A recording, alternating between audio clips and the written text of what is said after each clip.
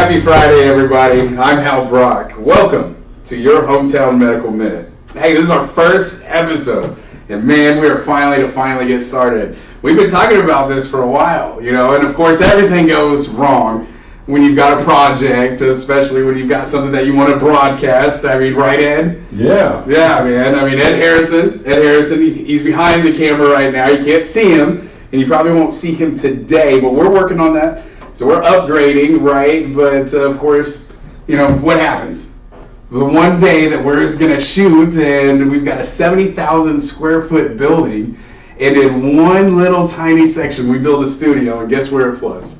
Pipe burst. Flood the entire area. So now we've got to order cords, Ed's scrambling, and don't take away from anything. I mean, we've got 104 people that work here. We've got 17 medical specialties, 30 providers throughout 5 locations in 4 counties. Ed's our IT director over all 4 of them, and so now he's got to worry about ordering these little cords. Anyways, it was a mess.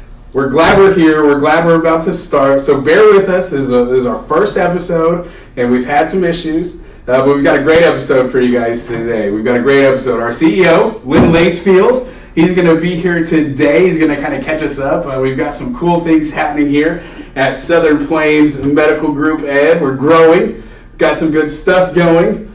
So a little background on Len Lacefield, CEO, Southern Plains Medical Group. Been down here a little over 4 years, Ed, and Ed's been here the whole time with him. I mean, basically, turned this whole place around, right? The whole system. I mean, it's been here for 140 years, so obviously you're going to have ups and downs. And it's kind of been a lull. Nothing was wrong with it. They were, they've always provided wonderful health care. They just, it's small town health care and stuff. And so Len's came back down here and with his leadership direction, one of empowerment, empowering others, along with his mantra of making healthcare affordable and accessible again. He's made Southern Plains really one of the only rural health systems in the country that's growing right now. I mean, if you think about it, more than 90 hospitals in rural America have closed, and more than 600 more are in peril of the same destiny. So behind Len's 35 years in healthcare, SPMG has added 4 new departments, 3 territories, 10 providers, added telemedicine, innovative health membership model. And so, ladies and gentlemen, without further ado, please help me welcome CEO of Southern Plains Medical Center, Len Lacefield. Yeah. What's up, man? Morning. Coming. Thanks for having me this morning. This is an exciting project. Yeah. No, man, it's been interesting. It's been fun getting it set up. Fortunately, we've got you to kind of allow us to kind of explore, and Ed back there helping me out, which he knows quite a bit. So, man, welcome. So, Thanks. Happy Friday. We're glad you're here. Glad I'm here too on a Friday. Yeah, me too, man. I know we blocked 4 hours, and if you can ever block 4 hours of a CEO schedule, it's hard. And now we had to redo it. So anyway, so thanks so much, man. Yeah. So 35 years, Len, in healthcare, Oklahoma City, worldwide, really, with Simon, Taiwan, Canada. 5 years ago, you're running successful clinics downtown Oklahoma City. So, first question, what brought you down here to Southern Plains? Well, I've always had a heart for rural healthcare. Been involved in it for 36 years. And the additional draw is not just rural healthcare, but a multidisciplinary clinic like Southern Plains. Right. Covering at that point 2 counties and really offering most services required to our patient population. And I think when you can do that as a healthcare system, you can offer the kind of care that might be considered outdated, right, like that personal care. And so that was the draw. I felt like there's a system here that could strengthen, yeah, and then perhaps expand and build a healthcare system from that. And so that was the draw. That was the overall draw, I think. And as even an additional comment, the heart of the people. I think they'd gone through a war or 3. Yeah. And to say the least. Right? Yeah, to say the least. And I guess under my leadership, they feel like they're at war every day. But it's pretty good. to feel the compassion of the providers and the longevity and heart. It's just quality. Yeah. So yeah, it was kind of a pretty easy decision That's cool. You mentioned a couple things, man, that are pretty unique, and I just want to explain. Of course, we talked about it when we were doing the intro. You said multi-specialty, so I think Southern Plains, we said 17 different specialties, which is incredible on an outpatient level. On an outpatient with you know, through so many territories, and you mentioned longevity. You've got doctors that have been here 30, 40 years, caring for generations, not just one person, parents and grandkids, you know, that's awesome. So, you know, in rural healthcare, it's struggling right now. You know, Absolutely. 90 hospitals have closed, more than 600 are in danger of closing, and not just like in the next 10 years, like in the next 2 years. Like, it's that bad. Yeah. It's that bad. So, you know, you've got this gym down here, like you mentioned, down here in Chickasha, but everything's closing around you. Pauls Valley closes, Elgin or El Reno closes. You know, everybody's having issues, but you're growing. You've grown 4 territories, and in territories I mean clinics, multi-specialty clinics in different areas, 4 different counties. What are you doing? You're growing. How or why or how are you able to grow like that? Well, when you start with a core here in Chickasha, for example, and you have processes in place, you can just simply evaluate the hardships of some of these other facilities. You know, rural healthcare has traditionally, for decades, almost 100 years in Oklahoma, been managed a certain way. Right. They've met the needs of a certain county seat or something along that line. They've built pretty good sized hospitals and offered different services in that time. Now remember, back in the earlier 1900s, your primary care physicians, MD or DOs, did everything. Right. They did surgeries, they delivered babies. Yeah. Right, exactly. Yeah. And quite honestly, oftentimes they were the pharmacists. A good friend of mine, Dr. Ray Stowers out of Medford, Oklahoma, met him over 30 years ago, and he has told stories of the local funeral homes. Funeral car was the ambulance. No. So they would get in with a patient in the back of a funeral procession car, the big long station wagons, and that's how they would transport patients. Wow. So he actually was the founder of the idea he and I think a physical therapist or an EMT person went to Michigan and brought back the idea of the box ambulance. So okay, yeah, that makes sense. You know, so as you I sound really old now, you know, now I'm going to talk about penicillin. No, really not, but I feel old about it. But you weren't around back then, just to clarify. I mean, it was knowledge, right? Yeah, I read that on YouTube. But when you look at the way rural health care is delivered and the reduction of fee-for-service, you run into a real big problem because you can't afford to deliver the services required for the population you're trying to treat. And it's no surprise, our population in rural communities are getting older and older. The second and third generations you thought were going to come up to take over the family farm, the family business, they're gone. They're in the city. They're in the city, they're doing some things more convenient, you know, they're living life. Yeah. So the quandary is, how do you deliver that type of care into a rural setting? So you have to change the business model. You have to change the business model in that what are the services that community requires, and oftentimes it's difficult when you're in the middle of that to see anything beyond that. Plus, the expertise in management doesn't lie in rural communities proper. Right. In other words, the hospitals are ran by maybe a local banker or, you know, someone of the community outside of healthcare. Way outside of healthcare. And it's become more and more of an extraordinarily challenging, masterful art to do it. And I'm not at all suggesting I am, but the point is you've got to take a whole fresh look. So when we come into Maysville, Pauls Valley, and these other facilities, we just simply remove the damage that's there, or the thoughts that are governing, or the mismanagement historically, and revamp the entire system. For example, what are we talking about? How 87% of care can be delivered outpatient or more. Yeah. If in fact 3% of people are hospitalized on an annual basis, that would leave almost 97% of needs can be taken. Now with our iMed Delivered, our health pass, and things like that, we're looking at population health to even really drastically reduce the cost of delivering the care. But what care do you needs to be delivered? There's all types of analytics, and our ownership supports so well in developing analytics with me and with you, and you know, it's a really good target. And if you have a sharp target and a plan of execution and strategy, you can make changes like that. But understand those changes are only and solely to support people. We're dealing with lives, and unfortunately, oftentimes ownership in large corporations or, quote, management companies, they forget that actually we're dealing with families and people, and communities and urgencies and people in nursing homes and things. You know, Pauls Valley struggled. They have had some situations that were unfortunate, even transporting patients back to Oklahoma City, not because of, it's not about Pauls Valley. We say Pauls Valley. It's solely the hospital entity or any entity, because it is the hospital. It is the one that was, the fact that it was mismanaged. They really are without care. Now, as we move in, what do we need? Well, we need access to care more than 6 or 8 hours a day for local family practitioners trying to bear the burden.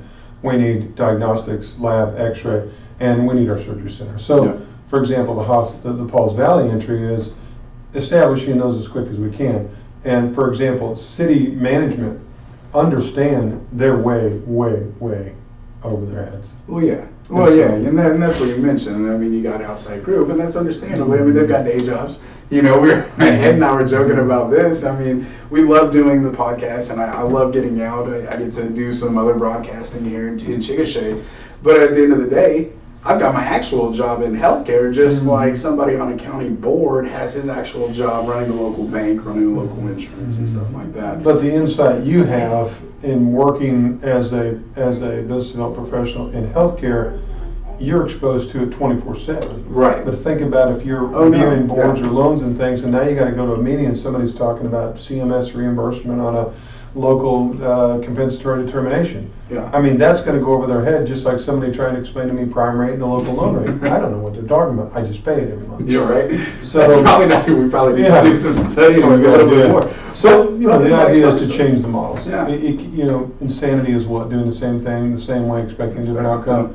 That's what's going on. I think you know the stat. I think there's 5 other hospitals projected to close this year.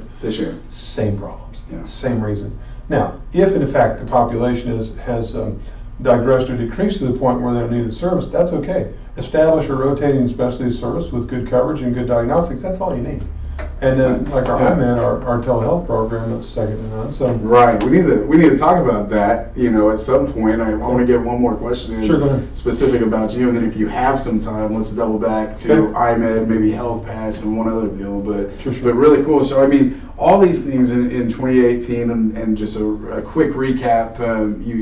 Since you've been here, you added Anadarko, and it's a multi-specialty clinic that just does wonders over there for that community in Anadarko. Sees the majority of Caddo County. You spread 4 different new departments here. You brought dermatology to Chickasha, which people are driving 2 hours away and waiting 6 months. That's the thing. Pain management too. Interventional pain management to do stems, to do things away from opioids. You brought that down here, which is doing great. You spread into Maysville, got that up and running, and you guys were with Ken Ogle. So I get to interview a celebrity right now. You were with Ken Ogle and Casey. Just a couple weeks ago. So that's cool. And then Pauls Valley. So with all that happening, man, what do you foresee for Southern Plains? And I want to just lengthen out just a little bit because we briefly touched about Pauls Valley. So what do you see for Southern Plains in 2019 and 2020? Well, we're very strategic and methodical about what we're doing. I think 2018 was a rebound and stabilization year for Southern Plains as a network. And so because of that work, preparatory to establish some inside support systems and the like, and to see the opportunity, now we can simply capture that. I think what you'll see for Southern Plains is the ratification of our relationship in Pauls Valley with the hospital. We have a number of other facilities that we're in negotiation with to purchase, not necessarily hospitals, but clinics on board to be supported by our culture and our system and our administration. It's nice. And then, as you mentioned, IMED. IMED was developed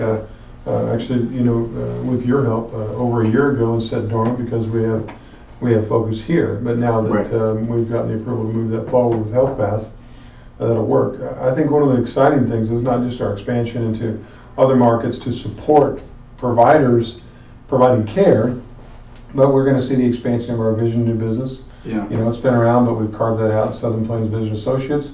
Some cool things within. Great, Dr. Bellardo, 70,000 corrective vision surgeries. He does glaucoma, cataracts, lids, right here. Right here over in Anadarko, and appointments here in Chickasha. Right here in Chickasha, and you know, we appreciate it, and we'll continue to foster a relationship at the Physicians Hospital of Anadarko for the surgery center. I think that you and I will focus on the recruitment of internal medicine, general surgery, but continue to build a different model. You know, we talked about you've got to do things differently, and we're excited to work with some of the major insurance carriers across the country to develop a one-pay system. That's probably you know, as revolutionary as you're going to get in healthcare. And so 2019 will be stabilizing, continue to stabilize our network and grow it, continue to work in Pauls Valley, reopen segments or the full hospital, either joint venture wise or those things we talked about. That's great. Continue to onboard additional physicians throughout the network and our region, but also I think primarily work diligently to create this coverage model that patients will be able to see anyone in our growing network for no cost, no fee, for you know, a few $100s a month. Plus they'll have a fully insured hospital policy on the back end of it for those few times that they might have to go to the hospital or have a surgery in a hospital or stay. And that is that's going to turn the industry upside down. And to be a part of that, it's really humbling with your work and with what we've done for almost 2 years now, just on that as our night job, so to speak. So you know, healthcare is the most demanding business in the world because it's the only one where you deliver service and have no idea if you're going to get paid for it. There's rules, there's regulations, and that. Right. Well, and I think that's really education, and you're excellent at that. Educating not only our vendors or populations and things, but educating the population about really what healthcare is anymore. It's frustrating. Well, it's so hard. So I think what I've learned most here, well, I've learned so much with you, with Mike, with you know, Ed, I mean, Corey, IT. I mean, I've learned so much in the last 2.5 years. One thing really sticks out though. Healthcare is so confusing. And not only is it confusing, you have so many people trying to just lurk in. And maybe with, you know, healthcare, and I work with your team every day, and I walk down the halls, you know, and everybody's here, and you can tell they're here to take care of people, to take care of patients. It's the most unselfish thing, and I get to witness that every day, which just does wonders for your soul to watch these people care for people. But you've got people from the outside, you know, that selfishly don't do that. So Len, we're happy to have you down here with your 35 years of excellent experience here in Oklahoma, and the growth that we've experienced, man. We couldn't have done it. I mean, you've just done an amazing job down here with Southern Plains. Thanks so much, and thanks for being here. Lovely to be here. Thanks for all the support. Appreciate it. Absolutely. Hey guys, next week we're going to have family quick care provider Lacey Say here. And we're going to talk about some things, maybe some flu, maybe some tips on keeping your kids healthy, but she's awesome. So make sure you come in every Friday when right here on YouTube and on Facebook. We'll share little snippets after our producer Ed, who's a wizard, fixes everything up. Thanks guys so much. Your Hometown Medical Team, or Minute, episode 1.